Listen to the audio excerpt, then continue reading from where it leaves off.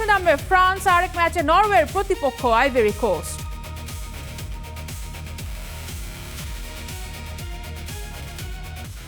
শ্বাসরুদ্ধ ম্যাচে জাপানকে হারিয়ে round of 16-এ উঠেছে ব্রাজিল। হিউস্টনে সোমবার 2-1 গোলে জয় পেয়েছে 5 বারের বিশ্ব চ্যাম্পিয়নরা। আর এতে এশিয়ার একমাত্র দল হিসেবে নকআউটে ওঠা জাপানের যাত্রাটা শেষ রাউন্ড অফ 32-তেই। গ্যাব্রিয়েল মার্তিনেল্লি একেবারে উন্মাদ বানিয়ে দিলেন ব্রাজিল ফ্যানদের। আর যারা জাপানের 1 গোল দেখে উল্লাস করেছিল তাদের মুখটা একেবারে বন্ধ হয়ে গেছে। ম্যাচ যখন যোগ করার সময়ে ব্রাজিল ফ্যানদের দুশ্চিন্তা, এবারও কি ম্যাচ গড়াবে টাইব্রেকারে? তখন ব্রুনো গিমারেসের পাস মার্তিনেল্লির পায়ে, আর্সেনাল তারকার শট পোস্ট কাঁপিয়ে ঢেউ তুলল জালে। উল্লাস ছড়িয়ে পড়ল ব্রাজিল শিবিরে। দম বন্ধ হবার অবস্থা থেকে যেন বেঁচে ফিরল সেলেসাওর সমর্থকরা। এই ব্রাজিল সেই ব্রাজিল নয়। ম্যাচের আগে 5 বারের বিশ্ব চ্যাম্পিয়নদের কটাক্ষ করেছিলেন জাপানের কোচ হাজিমে মোরিয়াসু। তবে ম্যাচের পর তিনি নিশ্চয়ই বুঝে গেছেন কোন ব্রাজিলকে নিয়ে কথা বলেছেন তিনি।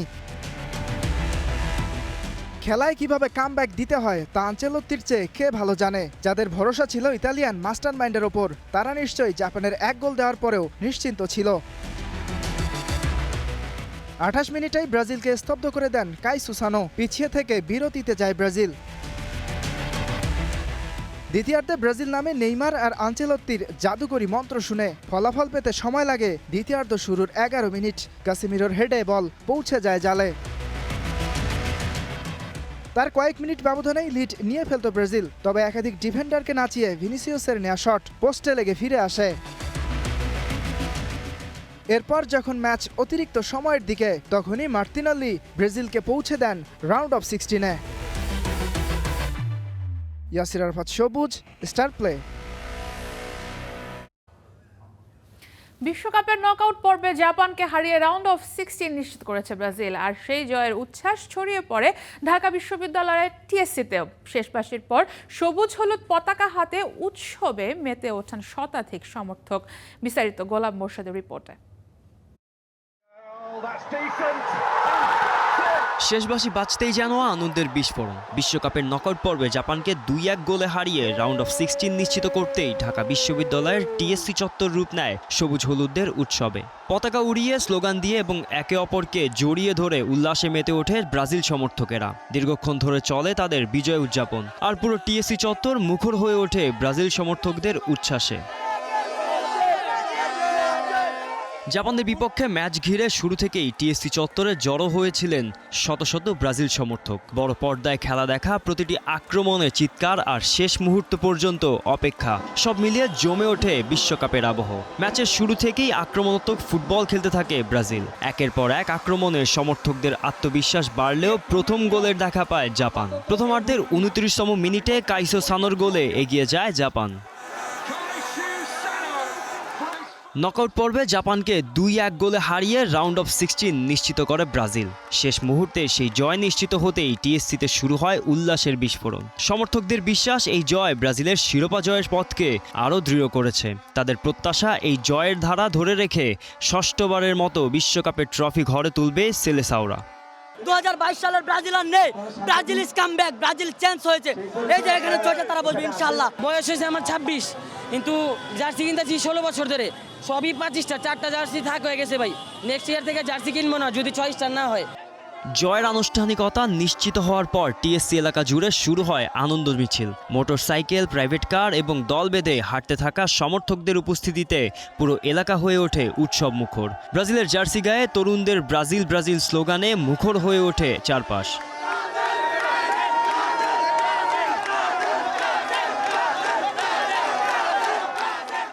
অনেকের বিশ্বাস, এই জয় শুধু রাউন্ড অফ 16 নিশ্চিত করার নয়, বিশ্বকাপ শিরোপার স্বপ্নকেও আরও জোরালো করেছে। রীতিমতো অবাক করে দিয়েছে। নেইমার ছাড়া এত ভালো ভালো প্লেয়ার আমাদের আছে, তাদেরকে ছাড়া যে এত সুন্দর দুর্দান্ত খেলা দেখিয়েছে, জাপানের মতন শক্তিশালী টিমের সাথে লড়াই করে জিতেছে, এটাই তো অনেক বড় কিছু। আমাদের কোচ আনচেলত্তির উপর অনেক ভরসা ছিল। উনি মাদ্রিদে অনেক কামব্যাক করাইছে। ইনশাআল্লাহ এখন আমাদের ব্রাজিলকেও করাচ্ছে। ইনশাআল্লাহ ফাইনাল পর্যন্ত নিয়ে যাবে, ফাইনালেও কামব্যাক করাবে ইনশাআল্লাহ। কার্লো আনচেলত্তির ট্যাকটিক্সে এটা আমরা পিছিয়ে পড়বো, দেন আমরা কামব্যাক করব। এখন সমর্থকদের চোখ পরের ম্যাচে। তাদের প্রত্যাশা এই ছন্দ ধরে রেখে শিরোপার পথে আরও এক ধাপ এগিয়ে যাবে ব্রাজিল। গোলাম মোর্শেদ, স্টার প্লে।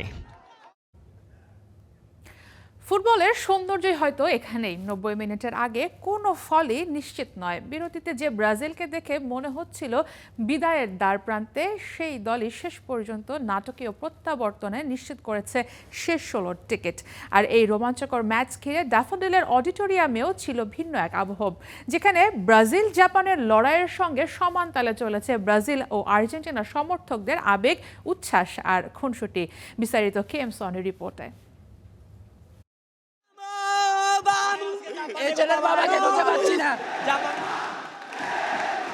বিরতিতে 1-0 গোলে পিছিয়ে ব্রাজিল। সেলেসাও সমর্থকদের মুখ জুড়ে তখন হতাশার ছাপ, আর অন্যদিকে উচ্ছ্বাসে ভাসছে আর্জেন্টিনা ভক্তরা। তবে তখনও কার্লো আনচেলত্তির কৌশলের উপর আস্থা হারাননি অনেক ব্রাজিল সমর্থক। আমাদের কোচ হচ্ছে আনচেলত্তি, উনি হচ্ছে কিভাবে কামব্যাক দিত, এর থেকে বেটার আর কেউ জানে না। তো আমরা এখন আপসেট হইনি, আমরা এখনো ফুল কনফিডেন্স যে আমরা পারবো। সেই বিশ্বাসেরই প্রতিদান দিয়েছেন ইতালিয়ান এই কোচ। দ্বিতীয়ার্ধে দেখিয়েছেন কেন তাকে বলা হয় নকআউটের মাস্টারমাইন্ড। শেষ মুহূর্তের নাটকীয় গোলে ব্রাজিল নিশ্চিত করেছে রাউন্ড অফ 16-এর টিকিট। শেষ বাঁশি বাজতেই তাই উল্লাসে মেতে ওঠেন ব্রাজিল সমর্থকরা, আর হতাশায় ডুবে যায় আর্জেন্টিনা শিবির। মাথায় কি পানি দিতে হবে? একটু পানি হলে ভালো হয়। আমি মনে প্রাণে চাইতেছিলাম ব্রাজিল যদি না থাকে তাহলে ওয়ার্ল্ড কাপের উত্তেজনায় থাকবে না। তখন বলছিলাম আমরা কামব্যাক করব, 2টা গোল দিব ইনশাআল্লাহ, এবং সেইটাই হয়েছে। This is a fact, this is Carlos, this is Brazil. জয়ের আনন্দ উদযাপনের পাশাপাশি আর্জেন্টিনা সমর্থকদের খোঁচা দিতেও ভোলেননি ব্রাজিল ভক্তরা। আর সেই কথার তীর ঘায়েল করেছে আলবিসেলেস্তে ফ্যানদের। শুনেন, তাদের তো আসলে সম্পত্তি অনেক বৃদ্ধি করতে চায়। মাঝে মাঝে সম্পত্তি বানায় জার্মানি, মাঝে মাঝে সম্পত্তি বানায় জাপানকে। এরা যদি কখনো ইন্ডিয়াকেও আমাদের এগেনস্টে খেলে, ব্রাজিলের এগেনস্টে, তখন ইন্ডিয়াকেও এরা সম্পত্তি বানাবে। ব্রাজিল বনাম জাপান ম্যাচে ড্যাফোডিলের অডিটোরিয়ামে আর্জেন্টিনা সমর্থকদের উপস্থিতি কতটা ছিল তা বুঝতে হলে ফিরতে হবে ম্যাচের 29তম মিনিটে। জাপান যখন 1-0 ব্যবধানে এগিয়ে যায়, তখন পুরো অডিটোরিয়াম জুড়ে যেন আর্জেন্টিনা সমর্থকদের উল্লাসই বেশি চোখে পড়ছিল। কিন্তু ম্যাচের শেষ বাঁশি বাজতেই সেই দৃশ্য বদলে যায়। শেষ মুহূর্তের গোলে ব্রাজিলের জয় নিশ্চিত হতেই উল্লাসে ফেটে পড়েন সেলেসাও সমর্থকরা, আর মুহূর্তেই স্তব্ধ হয়ে যায় আর্জেন্টিনা ভক্তদের gallery. KM Sony, Star Play. জাপানকে হারিয়ে শুধু শীর্ষ 16 নিশ্চিত করেনি ব্রাজিল। 2 যুগ পর নকআউটে লিখেছে বিরল এক প্রত্যাবর্তনের গল্প। 2002 সালের পর পিছিয়ে পড়েও ম্যাচ জিতল সেলেসাওর। এর আগে যে 5বার বিশ্বকাপ জিতেছে ব্রাজিল, তার 2বারই নকআউটে পিছিয়ে পড়েও ম্যাচ জিতেছিল তারা। সব মিলিয়ে পরিসংখ্যানও দারুণ আশাবাদী করছে ব্রাজিল সমর্থকদের। সাম্বা অবশেষে তার চিরচেনা তাল খুঁজে পেল। কোটি ভক্তের মণিকোঠায় নামটা গেঁথে গেল এক নিমিষেই, গ্যাব্রিয়েল মার্তিনেল্লি। আর তাতে একগাদা রেকর্ড, দীর্ঘ অপেক্ষার হলো অবসান।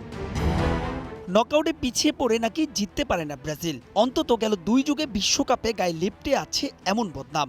সবশেষ 2002 সালের 21 জুন, যেবার কোয়ার্টার ফাইনালে মাইকেল ওয়েনের গোলের পরেও রিভালদো আর রোনালদিনহো সেলেসাওদের দিয়েছিল অবিস্মরণীয় এক জয়। জাপানের বিপক্ষে ঘুরে দাঁড়ানোর এমন উপাখ্যান ভিন্ন কারণে এসেছে আলোচনায়। এর আগে ব্রাজিল যে 5টা বিশ্বকাপ জিতেছিল, তার 2টোই এসেছে পিছিয়ে পড়েও ঘুরে দাঁড়িয়ে। 58 ফাইনালে সুইডেন আর 62তে লিড নিয়েও ব্রাজিলকে হারাতে পারেনি যুগোস্লাভিয়া।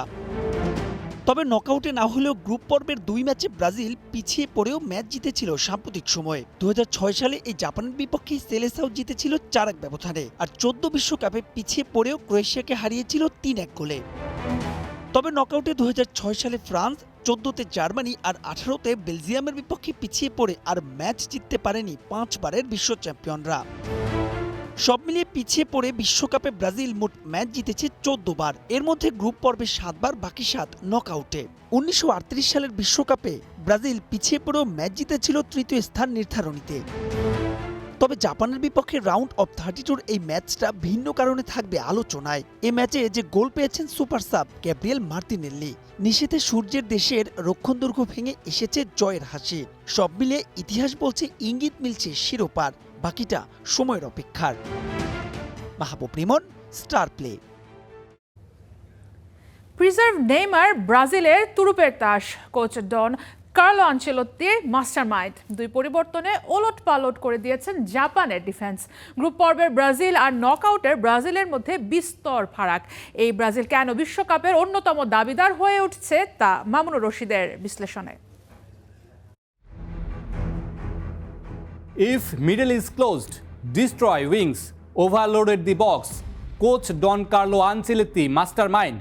বদলে যাওয়া ব্রাজিল, নেইমারকে গোটা ম্যাচে না নামিয়ে প্রিজার্ভ করে রাখা ব্রাজিলের সবচেয়ে বড় বাজি।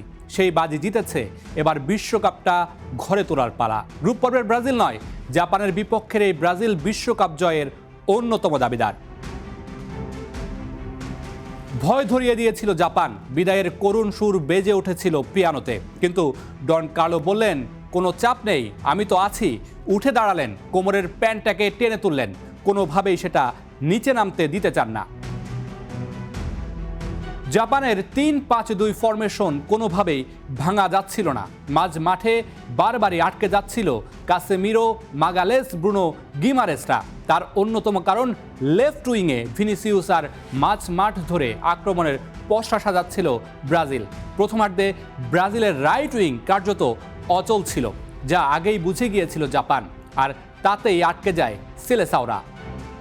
ম্যাচের মোড় ঘুরে যায় দ্বিতীয়ার্ধে বদলি হিসেবে এনরিক নামার পর। ম্যাচে প্রথমবার রাইট উইং ধরে জোরালো আক্রমণ করে ব্রাজিল, তাতেই বিক্ষিপ্ত হয়ে পড়ে ব্লু সামুরাইদের ডিফেন্স লাইন। এখানেই কাজ করেছে মাস্টারমাইন্ড কার্লো আনচেলোত্তির ঠান্ডা মাথার বুদ্ধি। দ্বিতীয়ার্ধে গিয়ার শিফট করেন ব্রাজিল কোচ। ৪-২-৪ ফরমেশন বদলে দলকে খেলান ৩-২-৫ আক্রমণাত্মক ভার্সনে। প্রথমার্ধে ছিল ধীর build up plus central congestion, আর দ্বিতীয়ার্ধে ফুলব্যাকদের বেশি ওভারল্যাপ, দুই পাশে ডাবল উইথ তৈরি করে ম্যাচের চিত্র পাল্টে দেন এই ইতালিয়ান কোচ। সেই সাথে বেড়ে যায় ব্রাজিলের এরিয়াল ক্রস। জাপানের এরিয়াল দুর্বলতার কথা না জানার কথা নয় আনচেলোত্তির। জাপান দলের গড় উচ্চতা যেখানে ১.৮১, সেখানে ব্রাজিলের গড় উচ্চতা ১.৮২ মিটার। দ্বিতীয়ার্ধে সেটিতেই প্রাধান্য দিয়েছেন, সফলতাও এসেছে। আনচেলোত্তি সবচেয়ে বড় বাজিটা ধরেছিলেন সাবস্টিটিউটে। ম্যাচের পরিস্থিতি মুহূর্তে পাল্টে দিতে পারা নেইমারকে নামাননি, আবেগে গা ভাসাননি। ম্যাচের পরিস্থিতি অনুযায়ী পরিবর্তন এনেছেন। গ্যাব্রিয়েল মার্টিনেলি আর এনরিকের পরিবর্তন ব্রাজিলের কামব্যাকের অন্যতম কারণ। আনচেলোত্তি সবচেয়ে বড় বাজিটা ধরেছেন নেইমারকে নিয়ে। দ্বিতীয়ার্ধে মাঠে নামার আগে এই ছবিটা দেখুন। দলকে উজ্জীবিত করার জন্য সব কিছুই করেছেন নেইমার জুনিয়র। বড় মঞ্চে মাথা ঠান্ডা রেখে কি করতে হবে তা নেইমারের থেকে ভালো আর কেই বা জানেন। অথচ সেই নেইমারকেই শেষ পর্যন্ত মাঠে নামাননি ডন কার্লো। এর প্রধান কারণ নেইমারকে প্রিজার্ভ করে রাখা, ইনজুরি থেকে ফেরা নেইমারকে আর একটু বিশ্রাম দেয়া, বড় প্রতিপক্ষের জন্য নেইমারকে শতভাগ প্রস্তুত রাখা। শুরুতে যেটি বলছিলাম, গ্রুপ পর্বের ব্রাজিল আর নকআউটের ব্রাজিল একেবারেই আলাদা। গ্রুপ পর্বে অযথা ঝুঁকি নেওয়া, বলের দখল ধরে রাখা, শক্তি সঞ্চয় করাই ছিল সিলেসাওদের মূল প্ল্যান।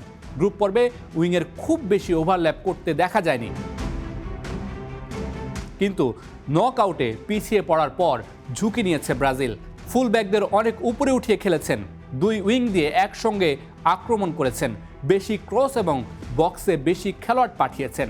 আক্রমণাত্মক বদলি নামিয়ে ম্যাচের গতি বাড়িয়েছে ব্রাজিল।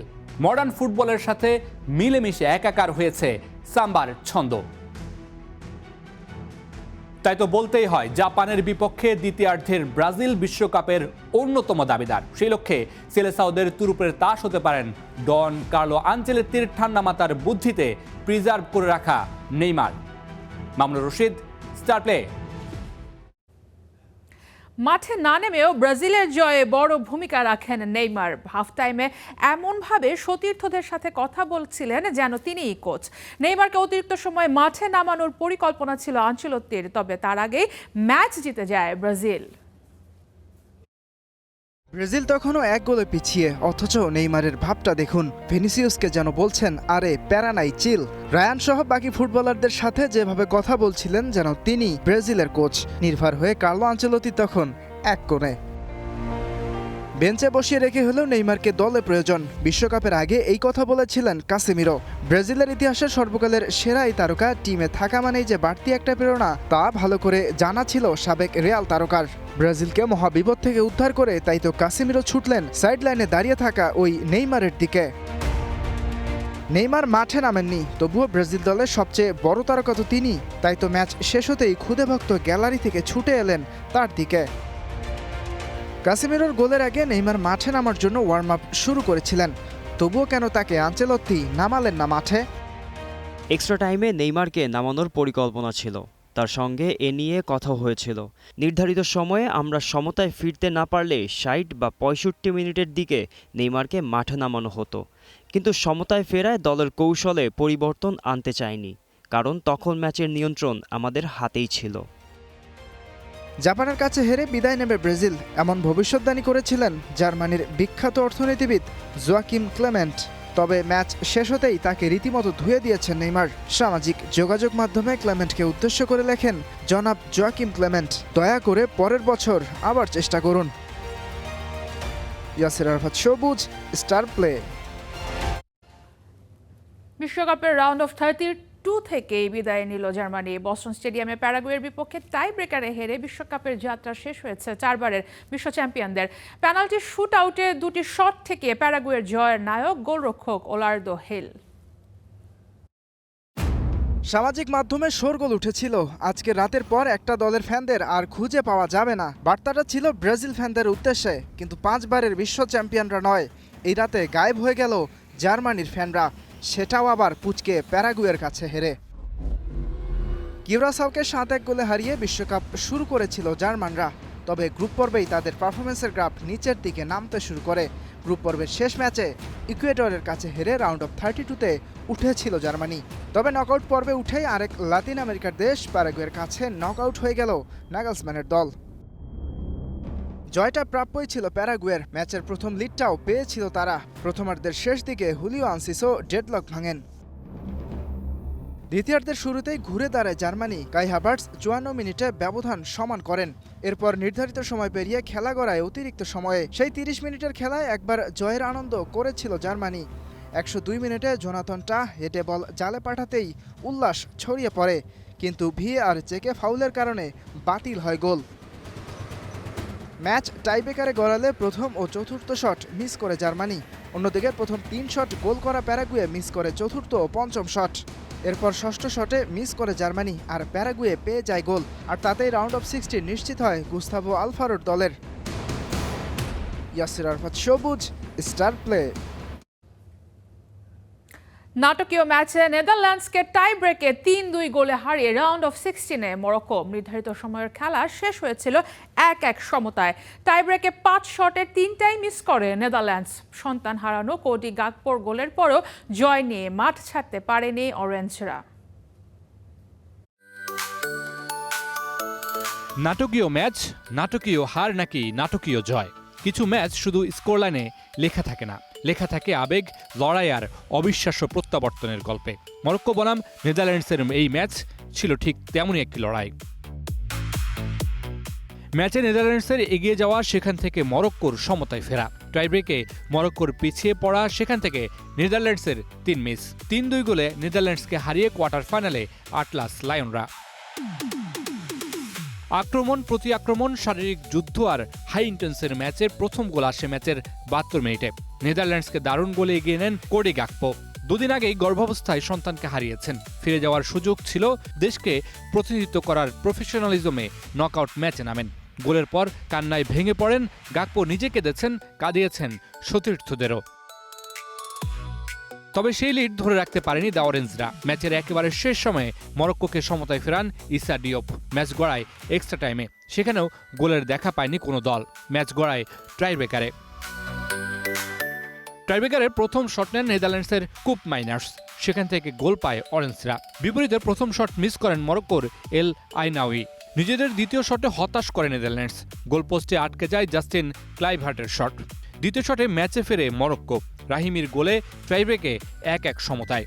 আগের গোল মিসের পর নিজেদের তৃতীয় শটে বোঘোস্ট লিড এনে দেন নেদারল্যান্ডসকে।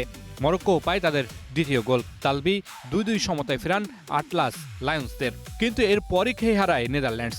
কুইন্টেন টিম্বার্স বল মারেন পোস্টের বাইরে, তার সাথে পাল্লা দিয়ে আশরাফ হাকিমি বল মারেন পোস্টে। নেদারল্যান্ডসের পঞ্চম শটে নায়ক বনে যান ইয়াসিন বুনো, ঠেকিয়ে দেন সামারভিলের শট। এরপরেই সাইবারির গোল আর উদযাপনে মাতার উপলক্ষ মরক্কোর। উদযাপন শেষে ঠিকই সেজদায় স্রষ্টাকে স্মরণ করেছেন মরক্কান ফুটবলাররা। Mamunur Rashid, star play.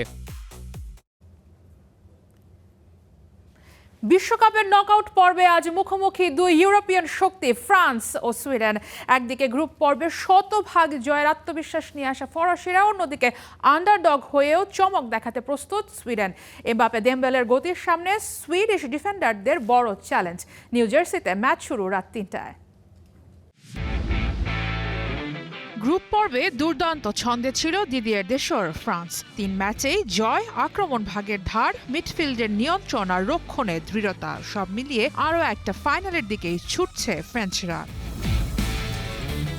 ফ্রান্সের সবথেকে বড় অস্ত্র অবশ্যই কিলিয়ান এমবাপে। এই বিশ্বকাপে এরই মাঝে 4 গোল করেছেন তিনি। তবে শুধু গোল নয়, ঝড়ের গতিতে এমবাপের প্লে মেকিং প্রতিপক্ষের জন্য সবথেকে বড় আতঙ্ক। আর এমবাপের সঙ্গে দুর্দান্ত বোঝাপড়া গড়ে তুলেছেন ওসমান দেমবেলে। টুর্নামেন্টে তারও গোল সংখ্যা 4। প্রথম ম্যাচে কিছুটা নিষ্প্রভ থাকলেও নরওয়ের বিপক্ষে ফার্স্ট হাফে হ্যাটট্রিক করে এই ব্যালন দর জয়ী বুঝিয়ে দিয়েছেন তিনি কতটা বিধ্বংসী হতে পারেন। এই দুই উইঙ্গারের গতি আর পজিশন বদলের কারণে ফ্রান্সের আক্রমণ ঠেকানো এখন পর্যন্ত কোনো দলের পক্ষেই সহজ হয়নি, হবে না সুইডেনের জন্য। তবে সুইডেনকে হালকাভাবে নেয়ারও সুযোগ নেই। সেরা তৃতীয় স্থানধারী হিসেবে নকআউটে উঠলেও দলটার ডিসিপ্লিনড ডিফেন্স আর ফার্স্ট কাউন্টার অ্যাটাকের জন্য পরিচিত।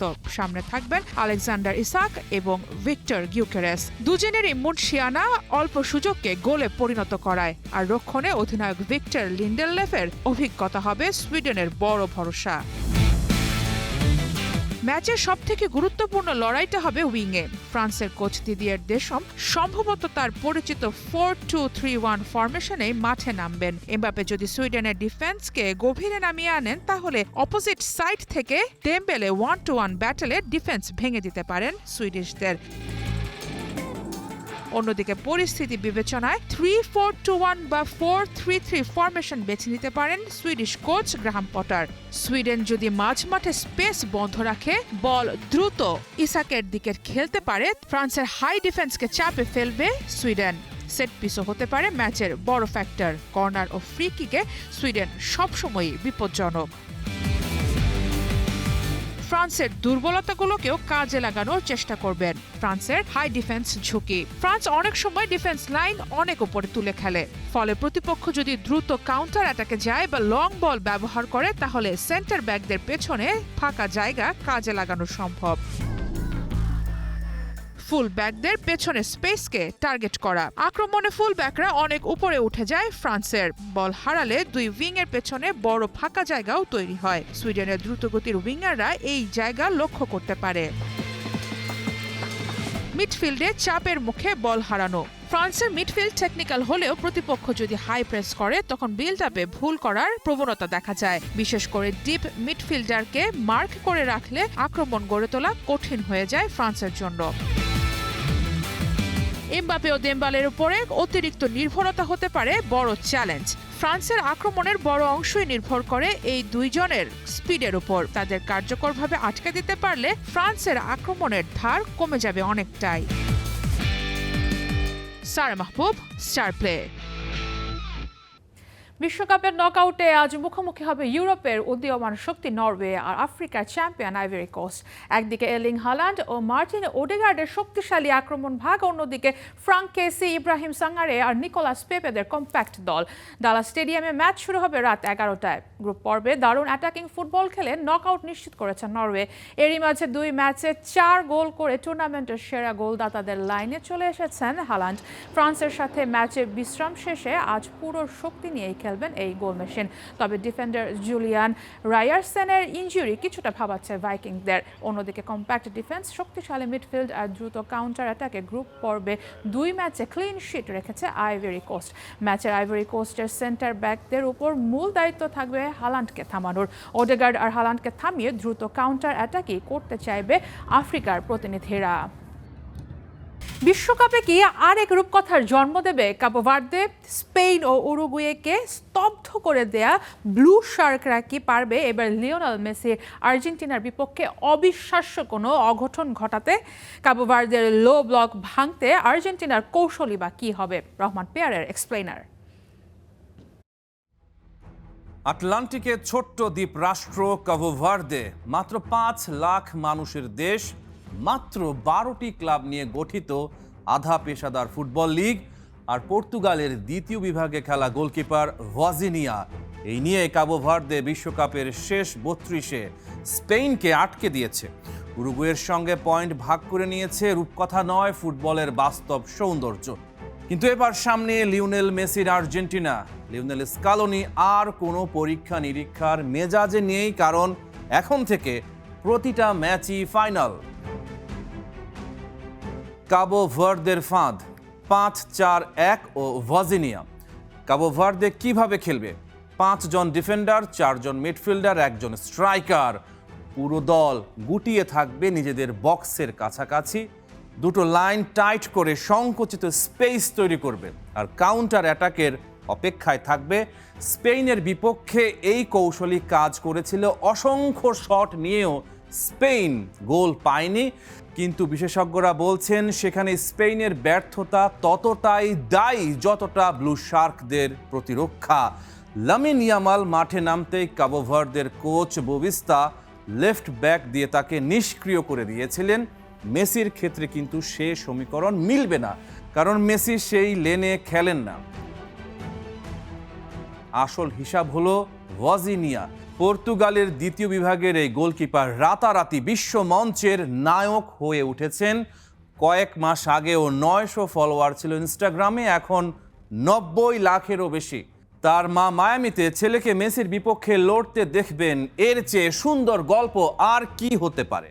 ভাজিনিয়া হয়তো অসাধারণ কিছু সেভ করবেন, পত্রিকার প্রথম পাতায় চলে আসবেন, কিন্তু ম্যাচের ফলাফল আটকে দিতে পারবেন কিনা সেটাই বড় প্রশ্ন।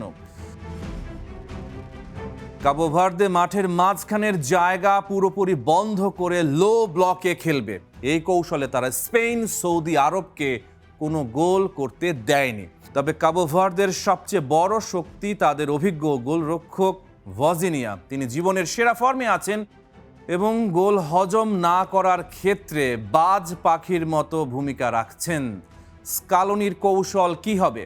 5-4-1 ব্লক ভাঙার রাস্তা কোথায়? 2 দিকে 2 উইং ব্যাক দিয়ে, মলিনা বা মন্তিয়াল ডানে, তালিয়া ফিকো বা মেদিনা বাঁয়ে। 2 উইং ব্যাক যখন ছুটবেন তখনই কাবো ভার্দের 5-4-1 ফাঁদে ফাটল ধরবে। 5 ডিফেন্ডার যখন প্রতিপক্ষের প্রতিটা খেলোয়াড়কে মার্ক করে রাখে, তখন লেটারাল রানের বিরুদ্ধে কভার করা কঠিন হয়ে যায়। মিডফিল্ডার যদি উইং ব্যাককে ফলো না করে, তাহলে শেষ কোয়ার্টারে সংখ্যাগত সুবিধা পাবে আর্জেন্টিনা। মেসির বাইরেও আর্জেন্টিনার একটা দল আছে, De Paul, Enzo Fernandez, Lautaro Martinez. এরা কেউই খারাপ খেলোয়াড় নন।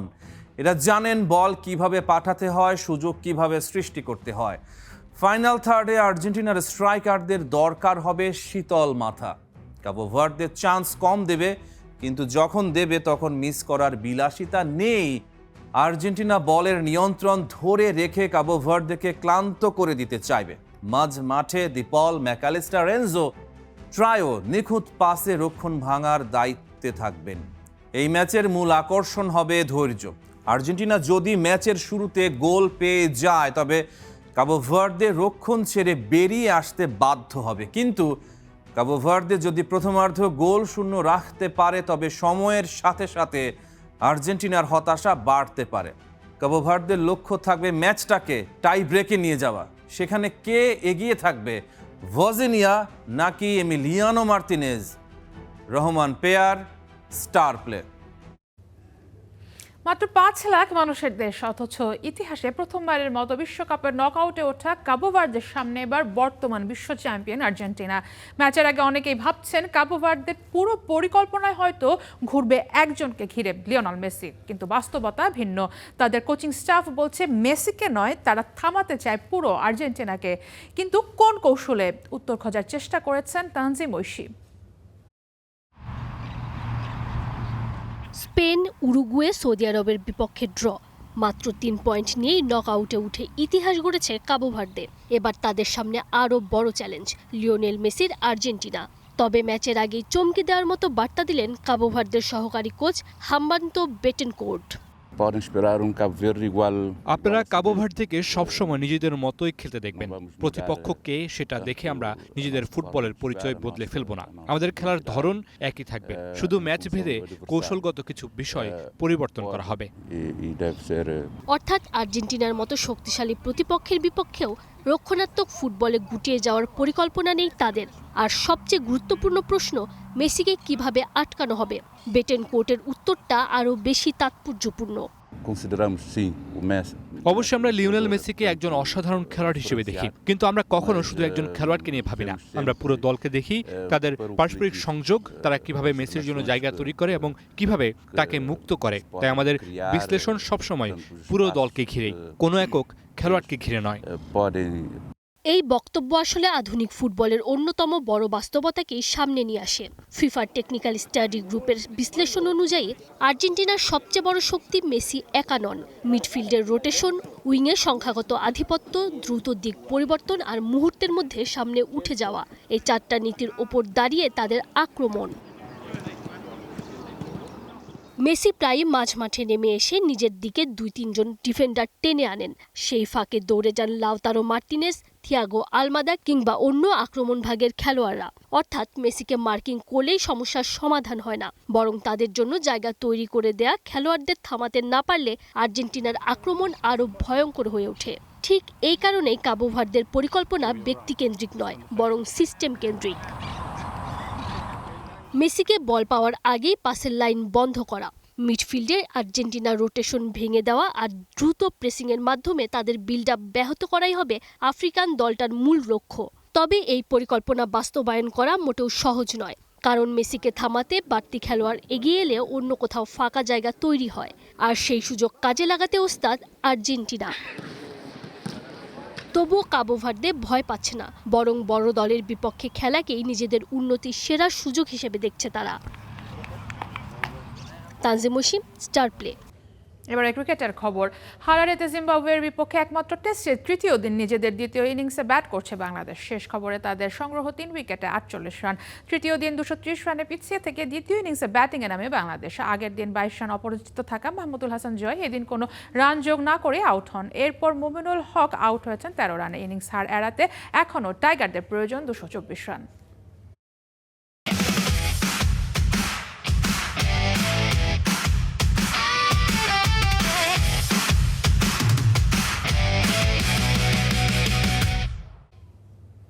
এবারে ওয়েমেন টি20 ওয়ার্ল্ড কাপ ক্রিকেটের সংবাদ। নারী টি20 বিশ্বকাপের প্রথম সেমিফাইনালে আজ অস্ট্রেলিয়ার বিপক্ষে মাঠে নামছে ওয়েস্ট ইন্ডিজ। ম্যাচ শুরু হবে বাংলাদেশ সময় সন্ধ্যা 7:30টায়। বিশ্বকাপ থেকে বাংলাদেশের বিদায় আগে নিশ্চিত হয়ে গেছে সেমিফাইনালে অস্ট্রেলিয়া নিশ্চিতভাবেই ফেভারিট। নিজেদের 8ম বিশ্বকাপ ফাইনালে ওঠার লক্ষ্যে মাঠে নামে অজিরা। 9বারের নারী বিশ্বকাপের প্রতিবারই সেমিফাইনাল খেলেছে, 6বার ট্রফি উঁচিয়ে ধরেছে। এই আসরে South Africa, Bangladesh, Netherlands, Pakistan ও ইন্ডিয়াকে হারিয়েছে। বিপরীতে ওয়েস্ট ইন্ডিজ হারিয়েছে নিউজিল্যান্ড, স্কটল্যান্ড, শ্রীলঙ্কার মতো দলগুলোকে। যদিও ইংল্যান্ড এবং আয়ারল্যান্ডের বিপক্ষে হারের তেতো স্বাদ পেয়েছে উইন্ডিজ নারীরা। এর আগে অস্ট্রেলিয়ার সাথে 19 দেখায় মাত্র 2 জয় ওয়েস্ট ইন্ডিজের। খেলাও থামবে না, খবরও না। বিশ্বকাপের প্রতিদিন দুপুর 1টা, রাত 8টা এবং রাত 11টায় স্টার প্লের বিশেষ আয়োজন দেখার আমন্ত্রণ জানিয়ে শেষ করছি আজকের star play world cup addition.